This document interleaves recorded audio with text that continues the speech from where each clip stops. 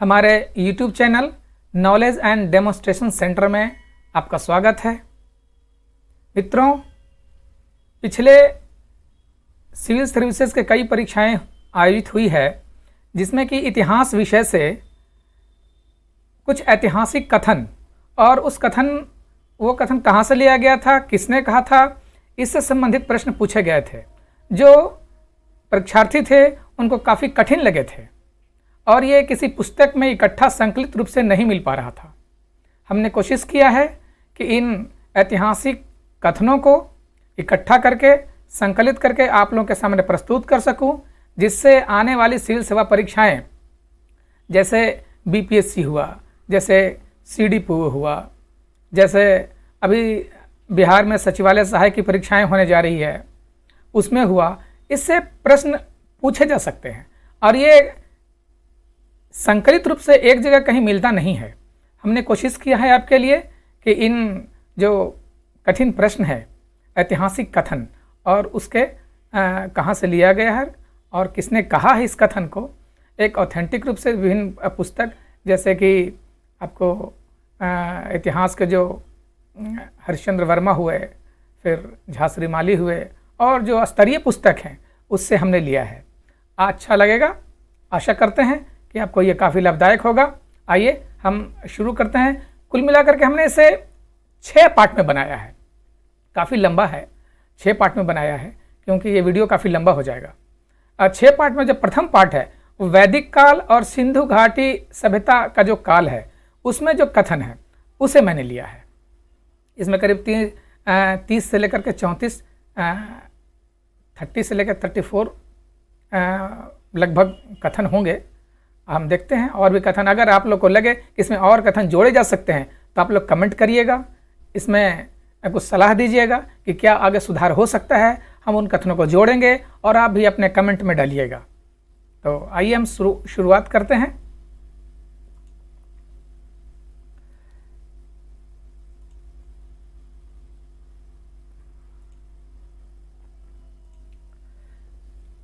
यहाँ पर है कि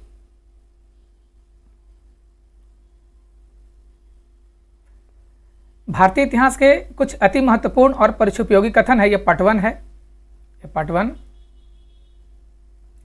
अब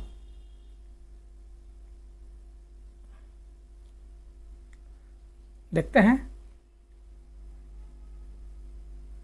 पहला है कि यद्यपि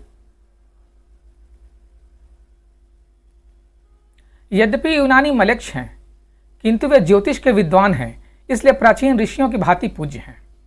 ये बराहमिहिर बृहत संहिता में कहा गया था, बराहमिहिर कहे थे। दूसरा है कि ज्योतिष के क्षेत्र में भारत यूनान का ऋणी है। यह कथन गार्गी संहिता से लिया गया है। एक ज्योतिष ग्रंथ है गार्गी संहिता जो कि ज्योतिष ग्रंथ से लिया गया है।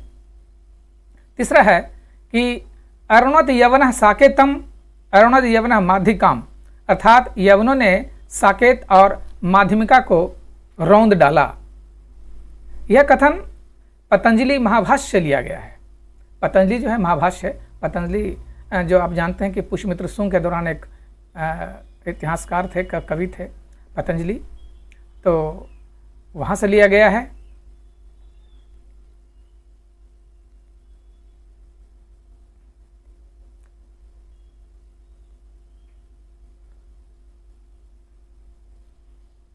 और अगला है कि यवन आक्रांता साकेत, पंचाल और मथुरा को जीतते हुए कुसुम ध्वज पाटलिपुत्र के निकट जा पहुंचे थे। यह गार्गी संहिता युग पुराण खंड से लिया गया है। गार्गी संहिता युग पुराण खंड से लिया गया है। अगला जो हमारा कथन है, वैदिक देवताओं का मंत्रों से अलग कोई अस्तित्व नहीं है। यह मीमांसा दर्शन के अनुसार है। अभी अगला है कि सभी संस्कार वे धर्म हैं, प्रमाद रहित होकर अपना अपना कल्याण करो। यह कुशीनारा में महात्मा बुद्ध द्वारा कहा गया अंतिम उपदेश यही था इनका, कि सभी संस्कार वे धर्म हैं, प्रमाद रहित होकर अपना अपना कल्याण करो। कुशीनारा महात्मा बुद्ध द्वारा कहा गया अंतिम उपदेश है। जो 7वां हमारा कथन है, मोक्ष का उपाय ज्ञान नहीं अपितु भक्ति अर्थात ईश्वर के प्रति प्रेम है। यह रामानुज कथित है। आप जानते हैं कि रामानुज भक्ति आंदोलन के एक संत थे। तो इनका कथन था, मोक्ष का उपाय ज्ञान नहीं अपितु भक्ति अर्थात ईश्वर के प्रति प्रेम है। आप जानते हैं कि 9 भक्ति है, 9 प्रकार की भक्ति भी है, और मोक्ष का उपाय ज्ञान है, भक्ति है। तो जो कम पढ़े लिखे लोग हैं उनको भी मोक्ष मिलना चाहिए, तो उनके लिए एक मार्ग है मोक्ष का, जिन्होंने रामानुज जी ने दिया था। यह मोक्ष का उपाय ज्ञान नहीं अपितु भक्ति अर्थात ईश्वर के प्रति प्रेम है, रामानुज द्वारा कहा गया था। 8वां जो कथन है, अन्यायी राजाओं को प्रजा दंड दे सकती थी तथा उन्हें राज्य से बहिष्कृत कर सकती थी। यह अथर्ववेद में कहा गया है। अन्यायी राजाओं को प्रजा दंड दे सकती थी तथा उन्हें राज्य से बहिष्कृत कर सकती थी, यह अथर्ववेद में कहा गया है। अगला जो कथन है, राजा परीक्षित को मृत्यु लोक का देवता कहा गया है। राजा परीक्षित को मृत्यु लोक का देवता कहा गया, यह अथर्ववेद में कहा गया है। अगला जो कथन है, एक बार देवासुर संग्राम हुआ, बार बार पराजित होने के पश्चात सब इस निष्कर्ष पर पहुंचे कि राजा विहीन होने के कारण ही हमारी पराजय होती है। अतः उन्होंने सोम को अपना राजा बनाया और पुनः युद्ध किया। इस बार उनकी विजय हुई, यह ऐतरेय ब्राह्मण में कहा गया है। जो 11वां कथन है, विदेह माधव ने वैश्वानर अग्नि को मुंह में धारण किया। घृत का नाम लेते ही वह अग्नि पृथ्वी पर गिर गया और सब कुछ जलता हुआ पूर्व की तरफ बढ़ा। पीछे पीछे विदेह माधव एवं उनका पुरोहित गौतम राहुगण चला। यह शतपथ ब्राह्मण में कहा गया है।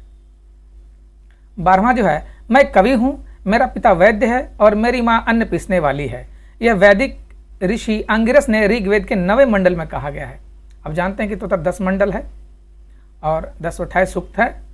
तो मैं कवि हूं, मेरा पिता वैद्य है और मेरी मां अन्न पीसने वाली है। वैदिक बहुत फेमस है, सभी लोग जानते हैं, तो लूसेंट में मिल जाएगा। जो 13वां कथन है, राष्ट्र राजा के हाथों में हो तथा मरुत बृहस्पति देव इंद्र एवं अग्नि उसे दृढ़ बनाएं, यह अथर्ववेद से लिया गया है। 14वां जो कथन है, विराट पुरुष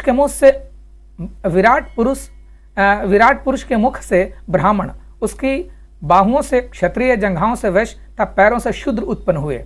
यह ऋग्वेद के 10वें मंडल पुरुष सूक्त शूद्रों का प्रथम उल्लेख किया गया है, जिसमें उससे लिया गया है। उसमें कहा गया है, शूद्र वर्ग में आर्य एवं अनार्य दोनों ही वर्गों के लोग सम्मिलित थे। आर्थिक तथा विषमताओं के फलस्वरूप समाज में उदित हुए श्रमिक वर्ग की ही सामान्य संज्ञा शूद्र हो गई। ये डॉक्टर R.S. शर्मा, जो बहुत हमारे फेमस एक इतिहासकार हैं, उन्होंने कहा था। तो